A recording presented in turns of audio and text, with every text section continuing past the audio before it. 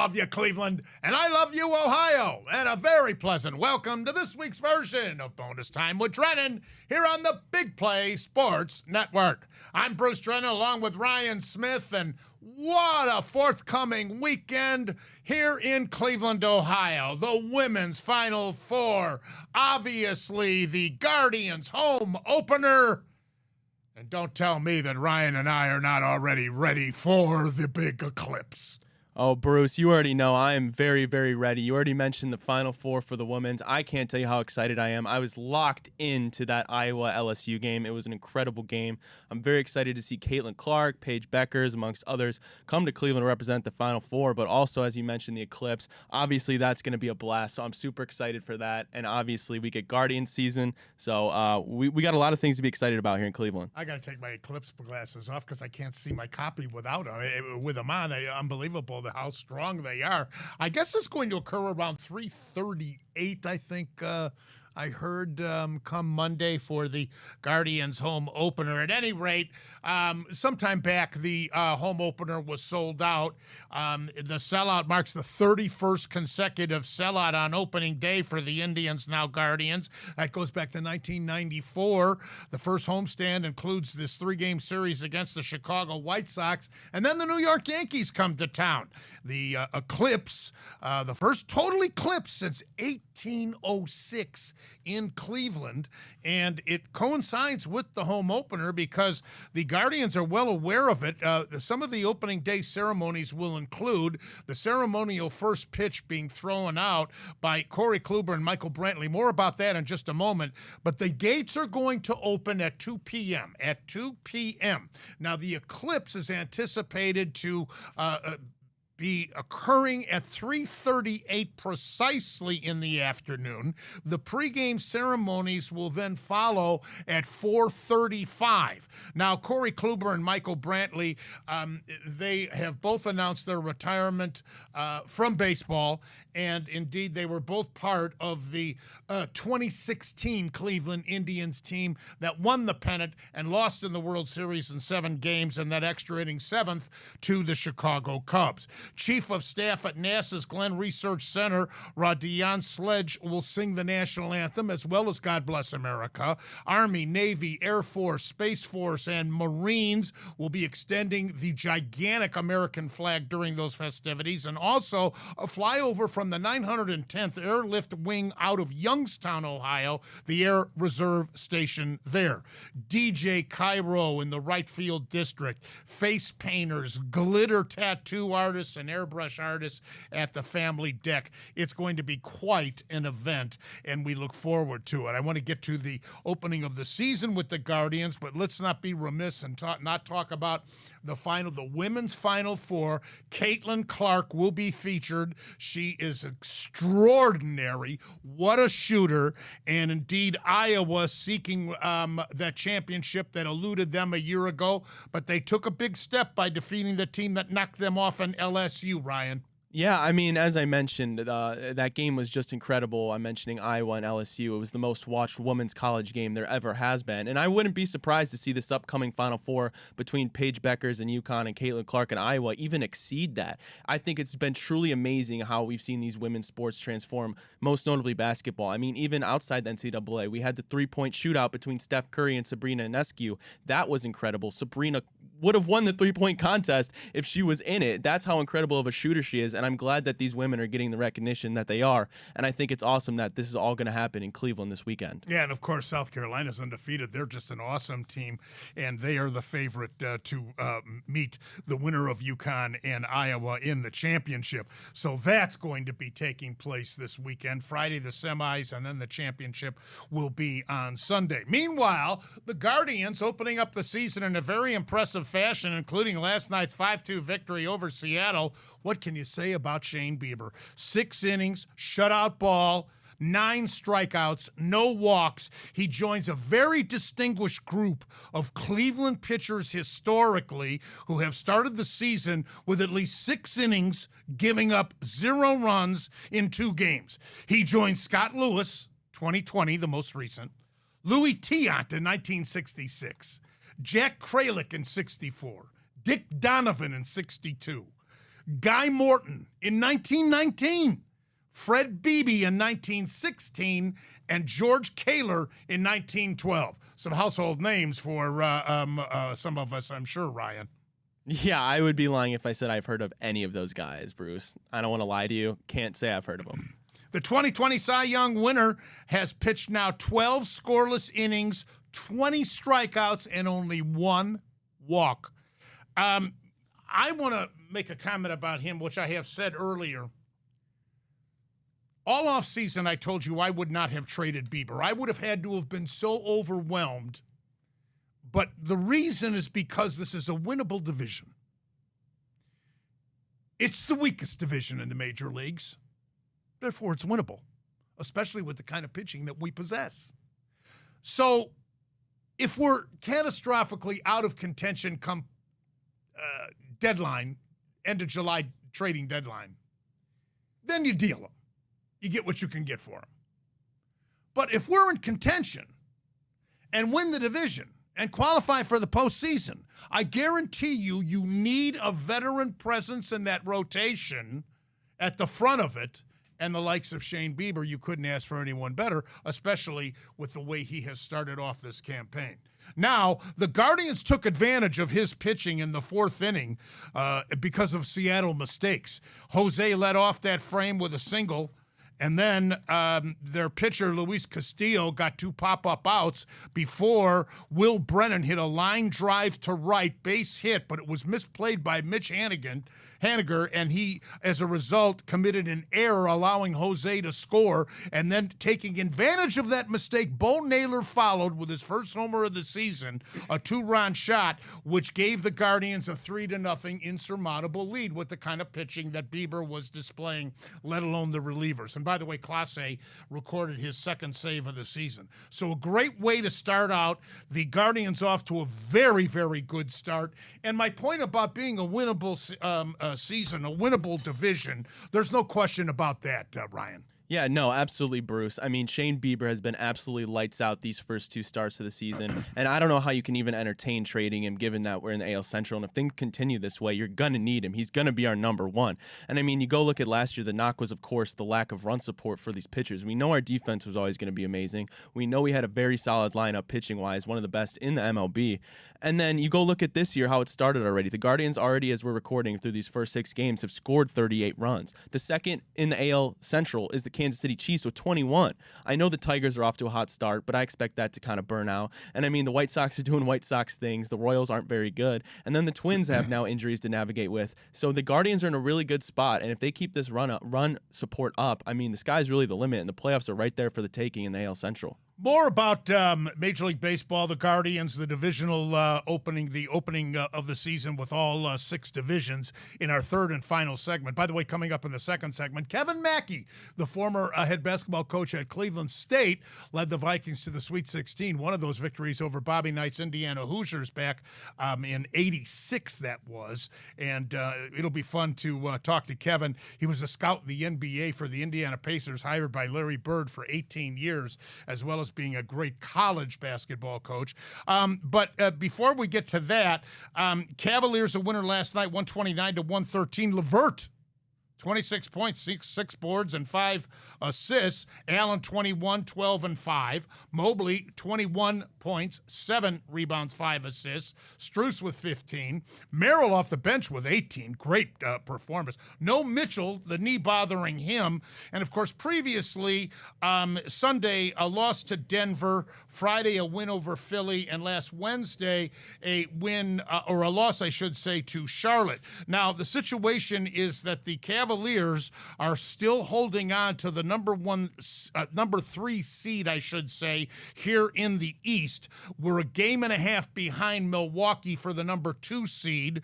We are a game and a half in front of both Orlando and the New York Knicks for the 4th and 5th seed, and Indiana's not far behind at 2.5 back. So it's a little hairy as we finish the season here, Ryan. Yeah, and I don't expect it to loosen up anyway as we finish up this last stretch here of the regular season. I mean, for the Cavs-wise, after that Charlotte loss, it was really disappointing. I mean, JB came out and talked about the effort they give, and you never want to see a team drop one to a bottom barrel team like that, especially when you're fighting for seeding in the Eastern Conference Finals. And then, of course, you didn't really necessarily expect a win against Denver because they're Denver, but I think it really showed how far you are to matching up with these championship caliber teams. Now, we got the win against Utah. That was very good, needed, but it was expected. Now, we know these next games coming up. We got a game tonight as we're recording on Wednesday against Phoenix in primetime, and then you got 2 days off, but then you're going back-to-back with these LA teams before you finally get a little bit easier heading into these playoffs here.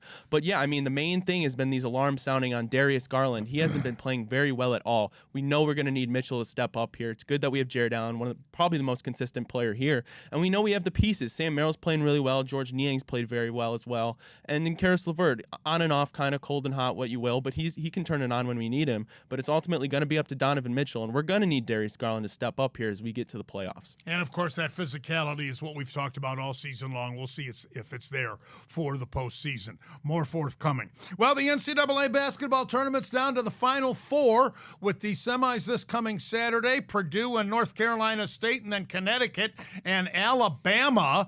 And obviously Connecticut looks like the class of the tournament again. I'm going to ask Kevin Mackey if indeed they keep this up. Should they not be, at least compared to some of the greatest teams of all time? I don't know how you cannot with the way they are just blowing their opposition away. I'll get to that in a minute.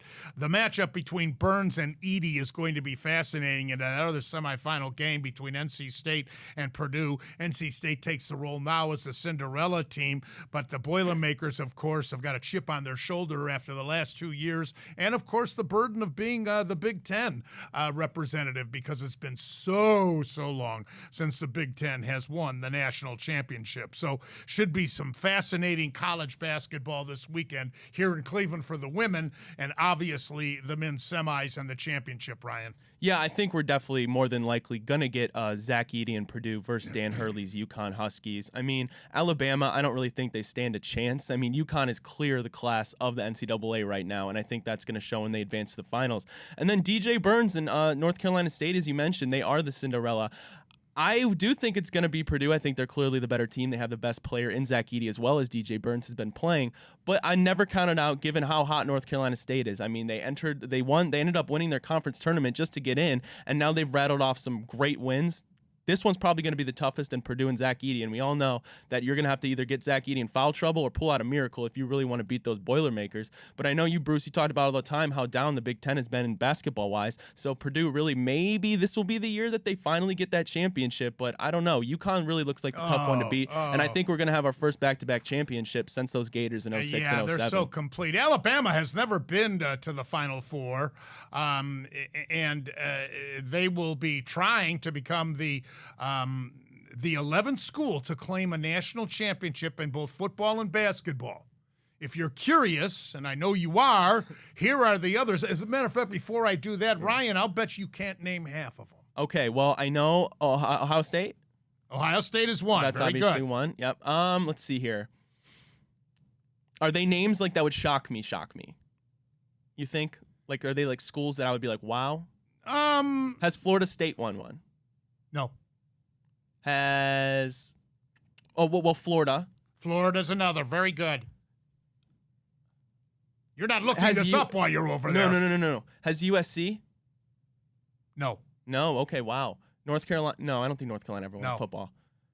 Man, I don't know, Bruce. You might have stumped me here. I know. I didn't think you'd get half. I think you're right. Arkansas. Never would have thought that. Cal.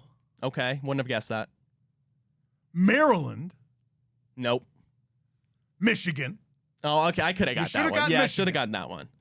Because that was the Glenn Rice, not the Cassie Russell team or the Fab Five, but the Glenn Rice team. Okay. Michigan State. Also probably could have got that one. You should have gotten Michigan State. Stanford. Wouldn't have got that. Syracuse. Okay. That makes sense. That goes back in football. And UCLA. Okay, also won maybe. Easily in basketball, but you don't realize they actually won a national championship in football. Now, last year, Alabama went 31-6, and they won the SEC regular season as well as the SEC postseason conference tournament, and they were a number 1 seed, but they got beat in the Sweet 16 by this San Diego State team that just was eliminated in this NCAA tournament. So Alabama versus Connecticut, good luck. UConn can become the first team to win back-to-back championships since the Florida Gators did it under Billy Donovan in 06 and 07. And one of those victories was against the Ohio State Buckeyes. Now, here's some betting tidbits for you.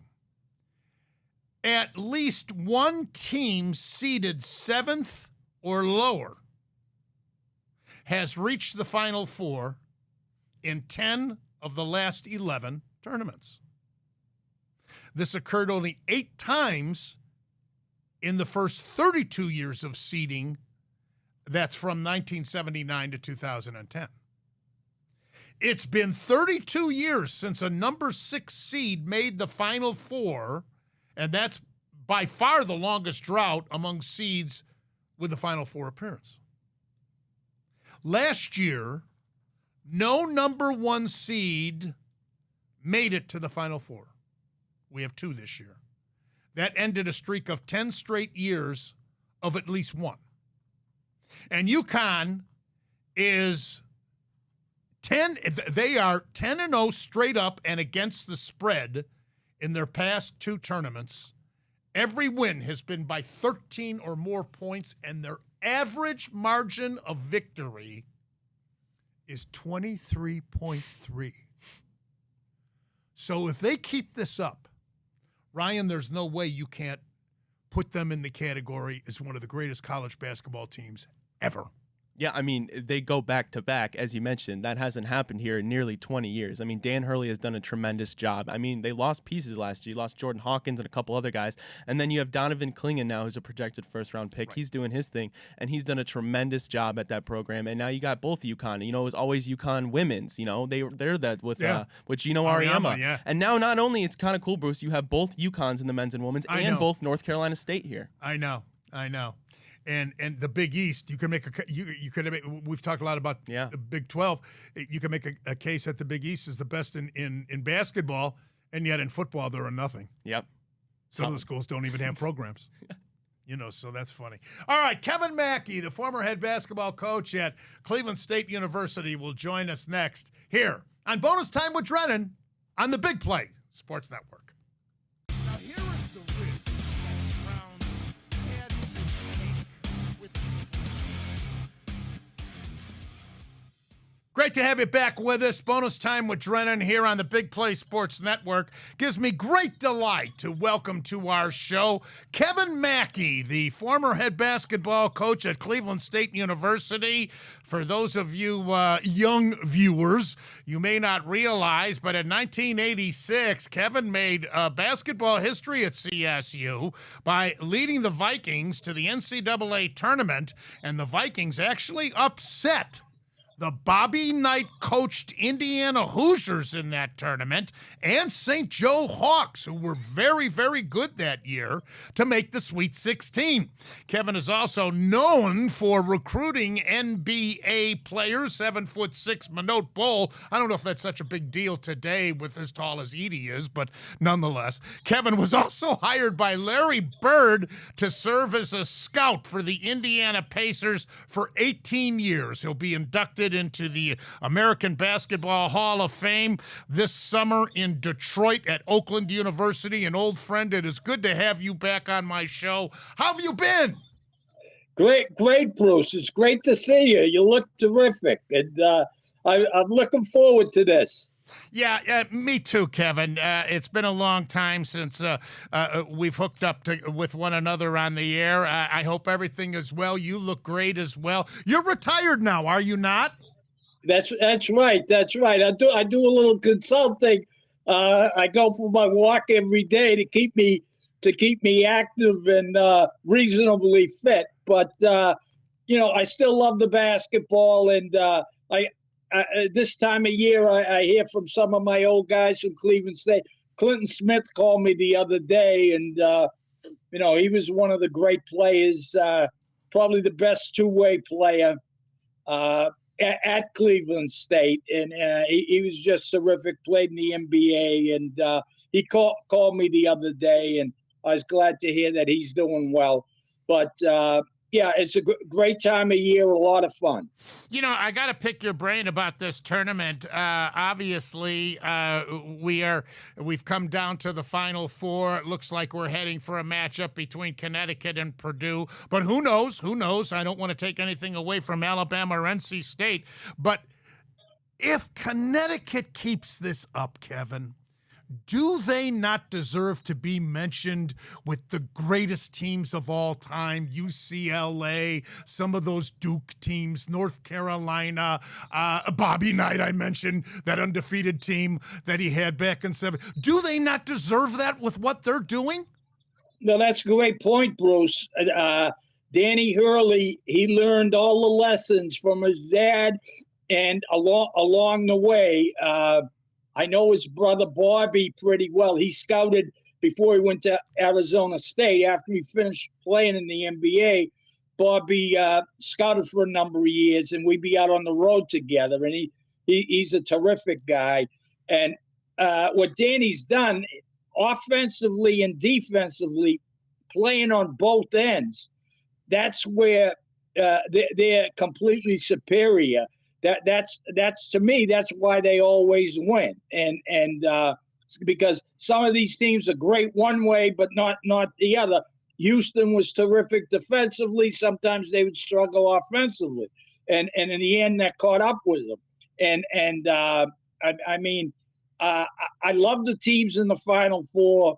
Nate Oates has done a great job at Alabama. I talked to a good friend of mine the other day who's from down there, and he brought up the fact that there are a bunch of transfers. He got them out of the portal, that they struggled early on to get it together, and he's a great coach. He worked, and they started to come on, and now obviously they're rolling, and they have a great 3-point shooter in Mark Sears. NC State, they're the fun team in the tournament. You gotta love DJ Burns. He never missed a meal in his life. I'm starting to read on my Google account there about the NFL's interested in him as a left tackle. I get a kick out of that. Right. And he's got the quick feet. He's light on his feet. And one of the things, one lesson for the American player, watching this kid use the backboard, left hand, great touch off the glass, corner of the rectangle. The percentages are with you. You shoot a higher percentage, use the glass. And he's fun to watch. And now the local guy for the Indiana people, Zach Eddy, he's just gotten better and better. From a scouting standpoint, I scouted 18 years with Larry Bird, and the thing, I love the kid because his work ethic is terrific, and I mean offense, defense, he blocked shots, he rebounded, and he had 40 points the other day. Yeah. And if he made a few more free throws, he would have been close to 50. Right. They're all good. They're fun. I think UConn is the best. Yes. How do you see this matchup with Burns and Edey, Kevin?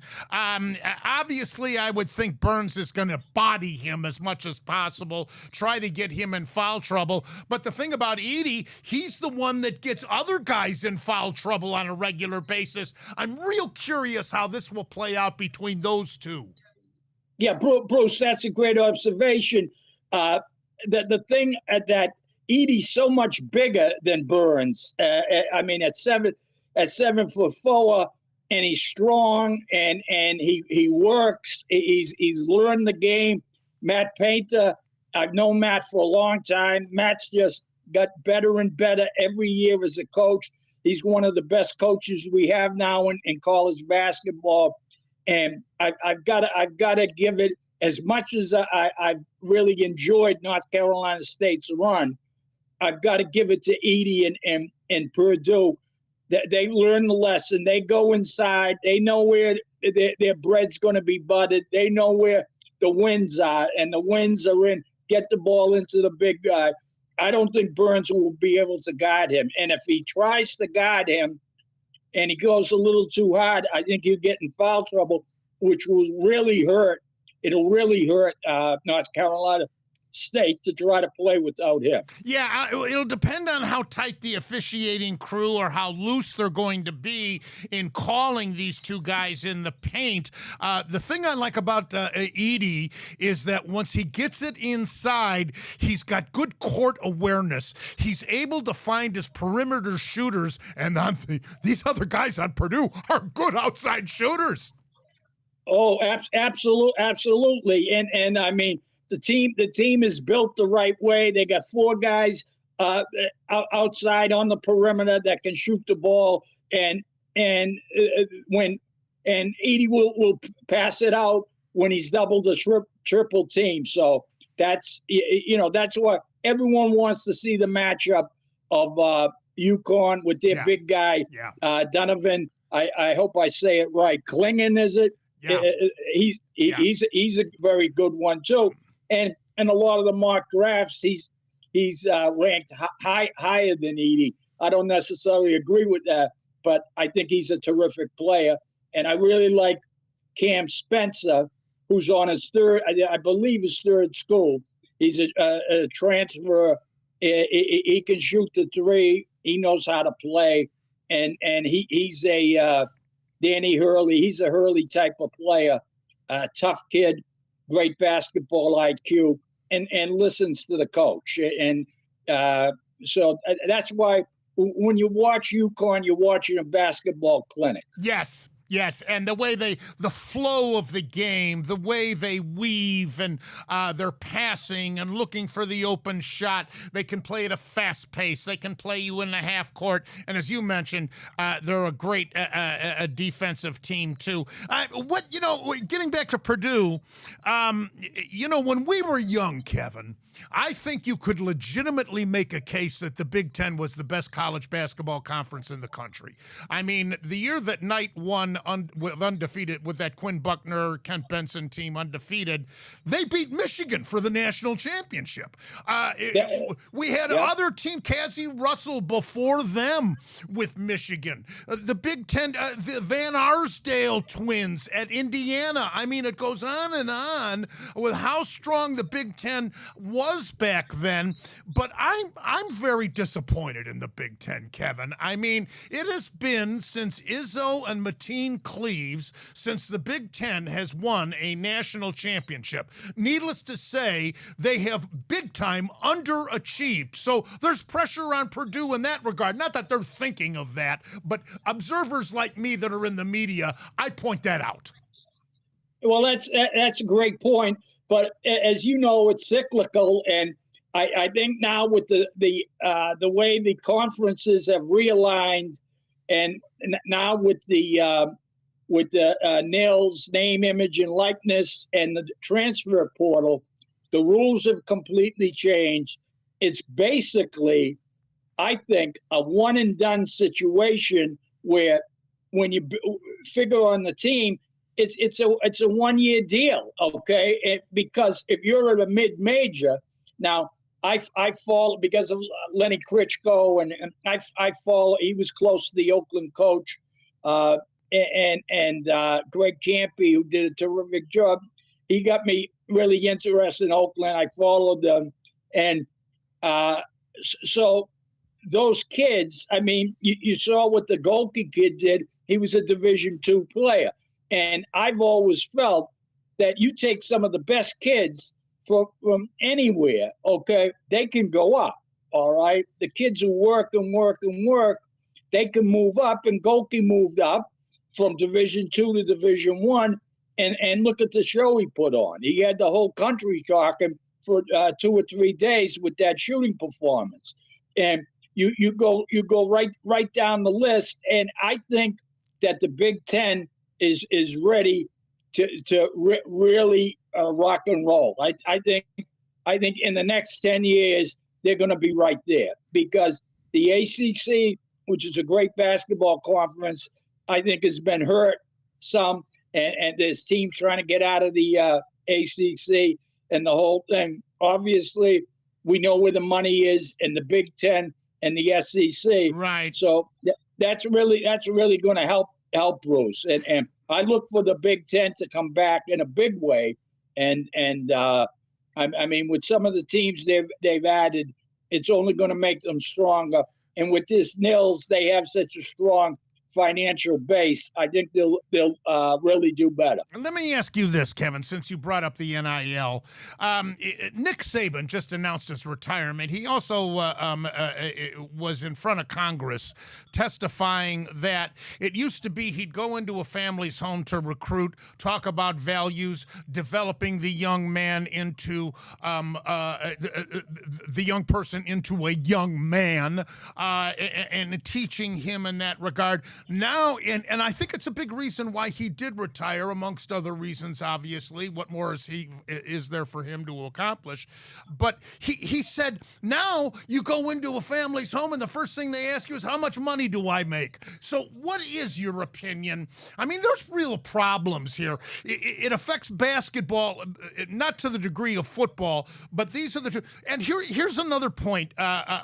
These kids transferring back and forth. There was one kid in football that was playing for his fourth team in 4 years. And how does this benefit the gymnasts, the swimmers, the volleyballers, even the baseball players? Your take.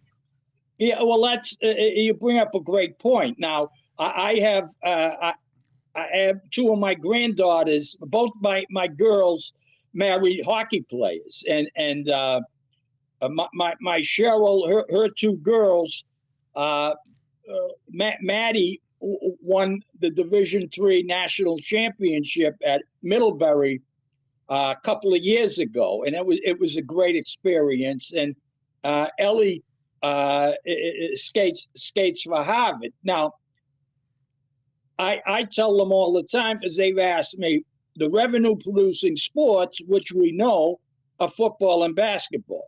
Okay, the money they make, for instance, in the NCAA tournament, is absolutely incredible. And it's, as we know now, the technology has changed the world. Everything is about the TV. Kids in India, kids in Africa, kids in Spain are running around with the games on their phones. Okay, and they know the players' names, the whole thing.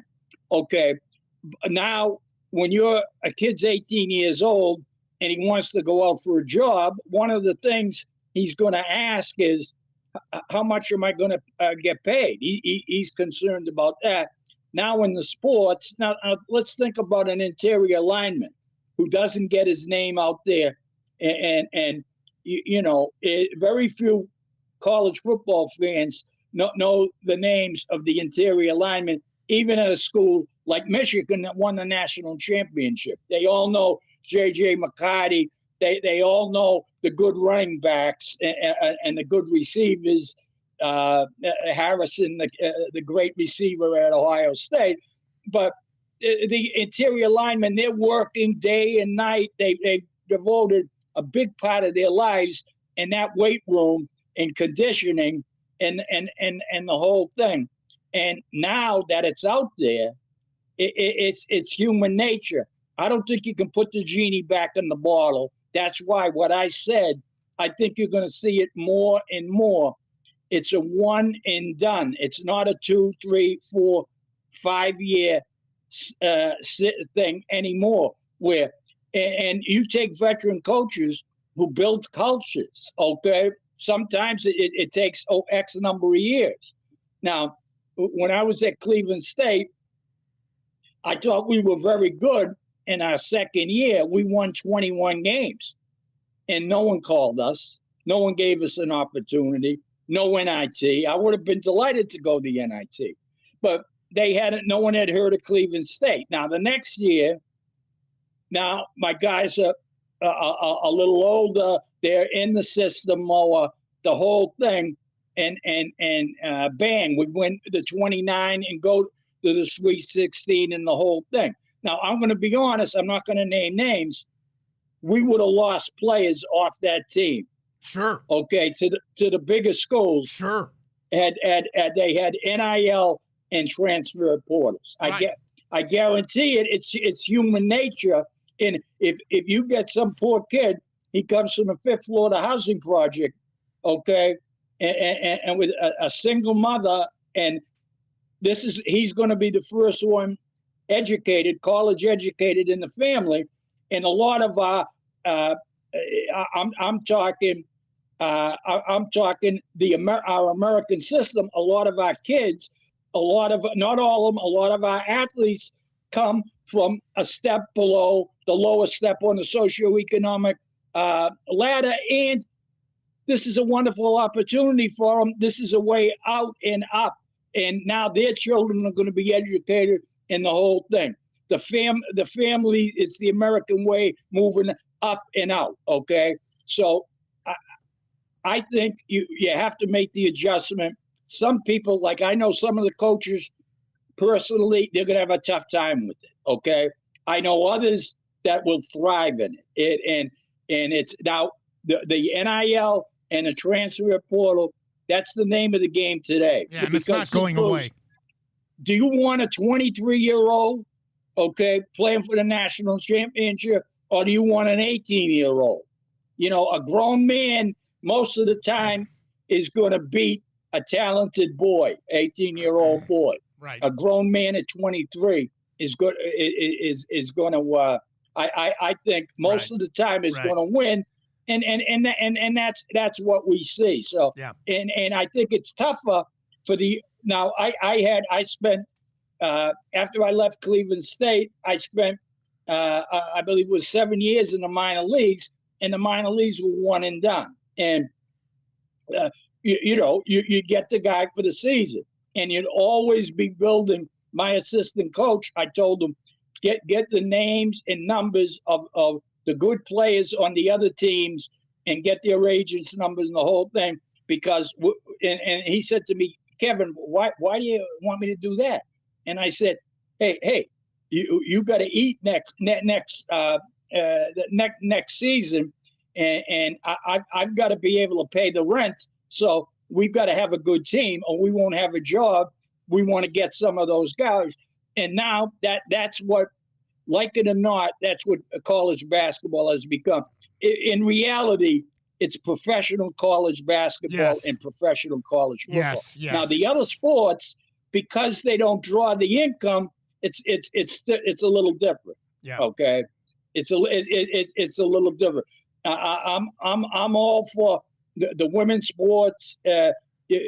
We should have them. We got to take care of our young ladies. Let me jump in. Let me jump in with that. The money talks. Let me jump in with that.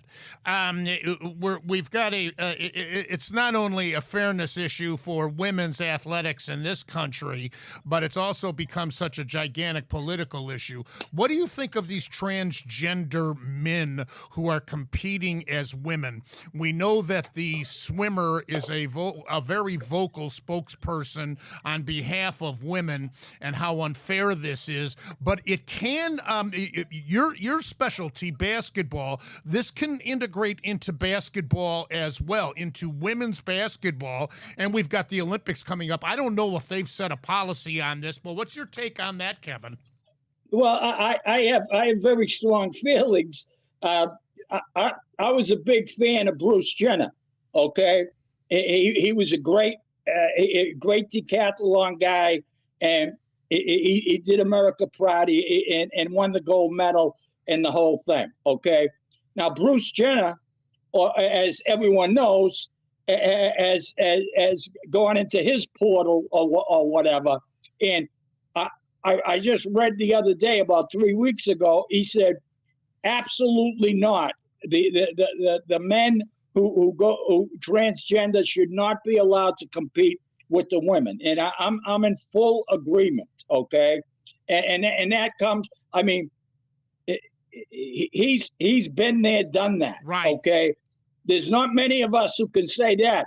But he can, and he's 1,000% correct.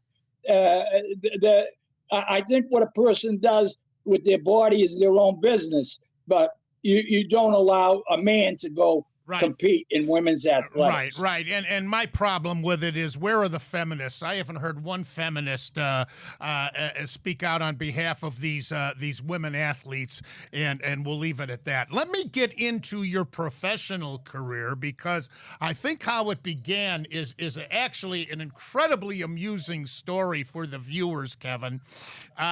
You were hired by Larry Bird to be a scout for the Indiana Pacers, and you did that for like 18 years. But the story on how that came about, I think, is hilarious. Please share it with us.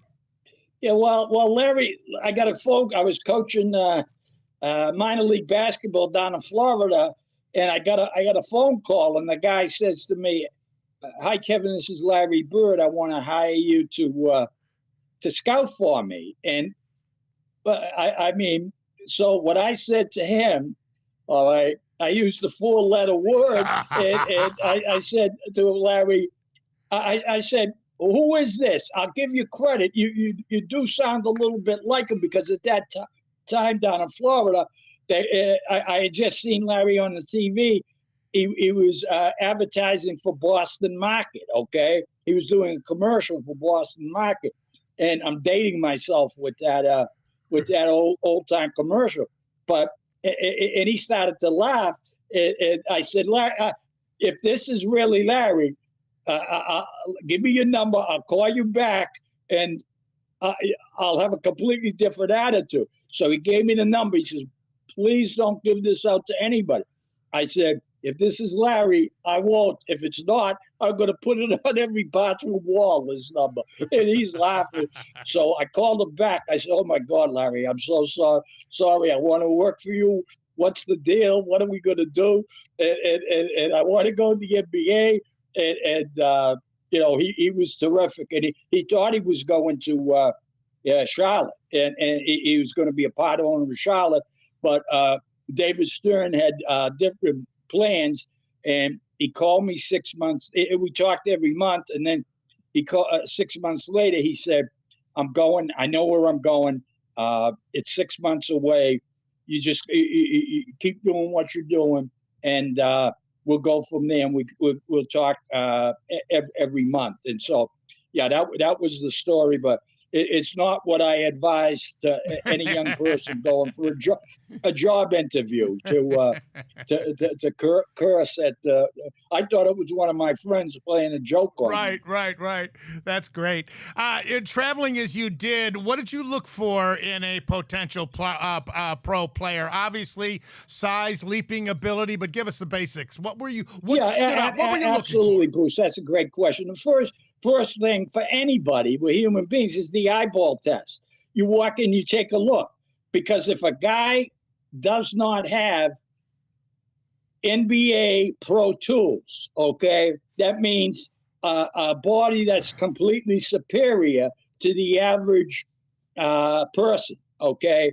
And you mentioned running, jumping, strength, action, reaction, quickness, all of that. Right away, you look for that. You look for basketball IQ. You look for skill set. You look for attitude.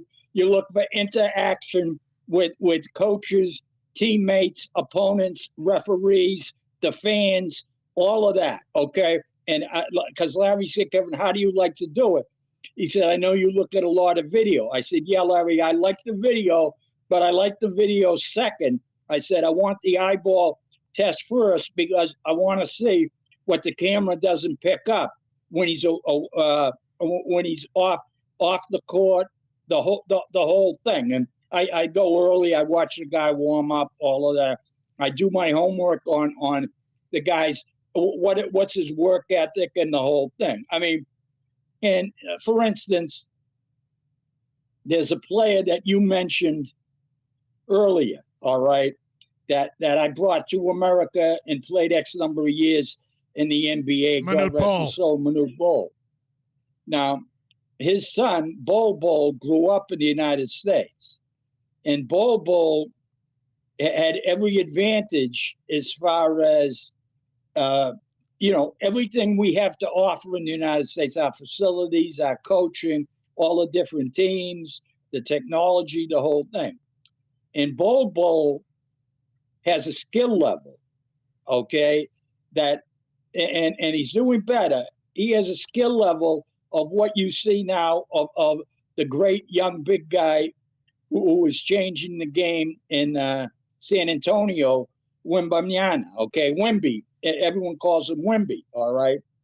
Trust me, Bol has that type of ability, okay? I'm not saying maybe not quite as good, but close. But he has a different work ethic. Obviously, he's doing enough. He's playing for the Suns. Now, every fifth, sixth, seventh game, you see, he gets a little extended minutes, and he has the double figures in the whole thing. I've watched him since high school, and his talent level, his skill level is off the chart. And I've told people, God rest his soul, if Manute was here, if he was here, because Manute would push and Manute would compete, because Manute, I mean, he had very little background in basketball when he came to the United States. They found him their Olympic team, their national team found him, and there was a big guy out in the bush, and they got him and they put him in there as a shot blocker. Now he had a natural affinity for it, and in those days, one of the edges we got at Cleveland State, I had John Bagley, okay, was my guy at. I brought him to Boston College, and when Bill Musselman called me, John told me, I want to go. I want to leave 13 kids in my family. I've got to help them out. And I said, okay, John, you've been great for us. And I told Musselman how good a player he was. Anyway, I told John, bring all the NBA players down to Cleveland State, and I'll always have the gym open for you, and you could play against my guys every day. And so he brought all the guys down, the visiting players who were in the NBA, who were Cleveland guys, of course, like Brad Sellers. Charles Oakley was in my gym all the time. Now, Charles Oakley was very close, best buddies with Clinton Smith. Charles wanted to come to Cleveland State. I did everything humanly possible to try to get that done. But Virginia Union, and I won't go into the particulars, that they had a way of covering the thing that it was never going to happen, okay? Now, today, it would happen, all right? But Charles wanted to. Now, imagine if I had Charles Oakley, okay, to go in Manute. I mean, I think the NCAA, after we won the national championship, they would have barred Cleveland State for the next 100 years from playing college basketball, because that wasn't well received. It bothered me that initially the whole Manute thing, that wasn't well received with some of the people who were on the investigating enforcement staff. It's all changed now. Right. It's a different day, a different deal. Yeah. But if I ever, I regret it to this day that I wasn't more technology savvy. And when I went into my initial interviews with the NCAA, that I didn't have a tape recorder. Okay, I tape recorded that was hidden, because the language that was used to me about the players that played for my team and for Manute, the NCAA, it would have cost them millions of dollars. But it was a different day, a different deal, and it was my fault. And they didn't like me, and they didn't like the fact that Cleveland's, and they brought up the whole, Bobby Knight thing. Now, I did not know Bobby well. I got to know his son Patrick very well.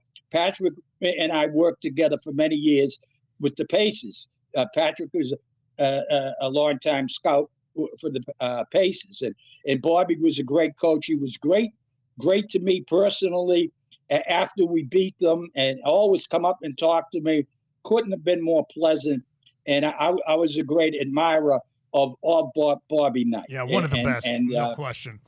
Let me conclude, Kevin, because we're short of time, but with you being such an expert scout for so many years for an NBA franchise, how good of a pro do you think this Edey will become?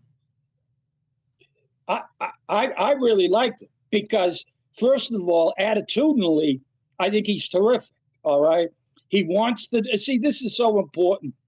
One of the things you have to try to do is look inside another human being. How important is it to him? Now, obviously, the physical tools are evident, all right? You can see him. He runs pretty well. He's a terrific shot blocker. The rebounding and the scoring speak for themselves, all right? He's improved as a free throw shooter.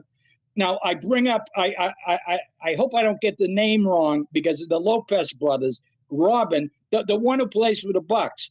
For 7 years, he didn't shoot a three-pointer. Now he's an outstanding three-point shooter. Right. And the thing is, LeBron James, who everybody knows, LeBron wasn't really a three-point shooter when he came into the NBA, and now the other night he's 9 for 10. Okay, and I mean the game for all of us, and especially the players, game's a lot easier where you can shoot and make. And ask Caitlin Clark if you can shoot from 30 feet and make. You know, it's better than going a lot of times get 3 points rather than 2 going in among the twos. But I'm a big Zach Edey fan. I'd be pushing for him and pushing for him. Move up, move up, move up. He's much better than initially. I think the people are coming around. And what happens if he dominates? Okay, this upcoming weekend. Right. Kevin Mackey will be inducted into the American Basketball Hall of Fame this summer at Oakland University in Detroit, Michigan. Kevin, it's been a delight, old friend. Let's do this again. Thank you, Bruce. You're the best. Kevin Mackey. Good stuff there. Now, here is the risk that Brown had to take with Great to have you with us this week's version of Bonus Time with Drennan here on the Big Play Sports Network. Once again, our thanks to Kevin Mackey for joining us. Good stuff there in that previous segment. Well, the baseball season is underway, and we've talked a lot about the Guardians and looking at our division even closer. Detroit off to this undefeated start at 4-0 as of our taping today. They swept the Chicago White Sox and then they beat the New York Mets, a shutout of the Mets, 5-0. Skubal has come into his own, their ace lefty, that's for sure. Our start is very good, and I'm very pleased with the way the Guardians have gotten the season underway. Let's just hope we can stay healthy and keep hitting. I'm not worried about the pitching. You should always be concerned about pitching, there's no question, but I just love our pitching staff so much. Got to get Morgan straightened out, that's for sure. Minnesota, they lost Royce Lewis, and we've got an upcoming series with them after this series with Seattle, which will be interesting. We'll have to face Pablo Lopez in that series. Kansas City, a lot of people are convinced that this is the year that they're going to be coming out as a contender. I have to see it to believe it myself. And the White Sox off to a terrible start, no surprise there. I think they'll continue to have a long campaign. The AL East, the New York Yankees started the season with a 4-game sweep in Houston against the Astros. They're 5-1. They started off 5-0, and Juan Soto is making his presence felt right from the get-go. What a great offseason acquisition he was for them. Boston's 4-2, and we'll see if it lasts. That's such a tough division. Baltimore 3-2. They're the consensus pick in that division. Tampa Bay 3-3. Lots of injuries on that Tampa Bay team. It's going to be interesting to see if they can hang on. And Toronto at 3-3. All I can say for them, they're in such a tough division. They're a real good team. Last night, Dave Schneider hit a 2-run home run off of Josh Hader in the 9th inning to defeat Houston. They're a real good team that just happens to be in the toughest division in all of baseball. The West, the LA Angels 3-2. Trout is off to a good start. Texas 3-2. They've also got a lot of injuries. Young just broke his wrist. He's going to be out for 6 to 8 weeks. No Nathaniel Lowe, Scherzer, DeGrom. We'll see if they can hang in there. I would think they'd be able to if Houston it continues to have a rough start to this season, which you don't anticipate continuing. Seattle 3-3. I personally think they're a little overrated. Houston's 1-5. They were swept at home by the Yankees, as I said, but it's only a matter of time before they get their act together. And how about this guy? And I can't even call him a kid. He's been around for quite a while that gets a no-hitter, and it's only his 8th start in the major leagues. An incredible accomplishment. Oakland 1-5. They're in the cellar where they should be. In the National League East, Atlanta at 3-2. Murphy with an oblique. He's out for a while. They're the best team in baseball, in my opinion, top to bottom. Philadelphia, one of the best teams in baseball, certainly in the top 5. They lost 2 of those first 3 games to Atlanta at home. Washington 1-3. I think they're in store for a long season. Mets 0-4 proves that money just can't buy you success. And Miami 0-6. Last season, in my opinion, was a fluke. I do not see Miami repeating. The LA Central has Pittsburgh 5-0. That can't last. Although they've got some good young players on that team. I really like Hayes at third base. Milwaukee 4-0. No Craig Counsell. Maybe they got a chip on their shoulder and they want to prove something to the Cubs, who are 3-2, and they are my pick to win that division. Cincinnati 3-2. The key will be their pitching. They've got some really good everyday players. And St. Louis 3-3. And I don't know how to figure them this year. Never have they had 2 bad years in a row. We shall see. The National League West, the LA Dodgers at 6-2 with Betts, Ohtani, and Freeman. What a way for an opposing pitcher to start off a game, huh? Arizona 4-2, out to prove that they are for real. I believe they are. 3-5 is the record of San Diego. They should be improved, but their pitching will be the key. Darvish will be a big key for them. San Francisco 2-4. They might surprise as they have in the past when you don't anticipate much out of them. And Colorado 1-5, and they're in the cellar where they should be. The New York Yankees sweep Houston, and Soto's debut. Their defense, his defense was absolutely phenomenal. And indeed, they had a great series. Also, last night, Kevin Biggio, with 1 out in the 9th inning, hit a hard ground ball, and first baseman Jose Abreu for Houston had to dive to his right to make the stop. However, he realized the only way that he could get the speedy Biggio was to throw from the seat of his pants to Blanco and covering first base in time for the out. That was a major league play. And the Masters is coming up. Next week will feature Mike Yeager, the head golf professional at Columbia Hills Country Club, where I belong. It's going to be a very intriguing Masters. We don't know how these guys in the LIV have performed. Obviously, Koepka, DeChambeau, Rahm, they're all over there. Matsuyama is someone to watch. Scheffler's right now the hottest golfer on the planet.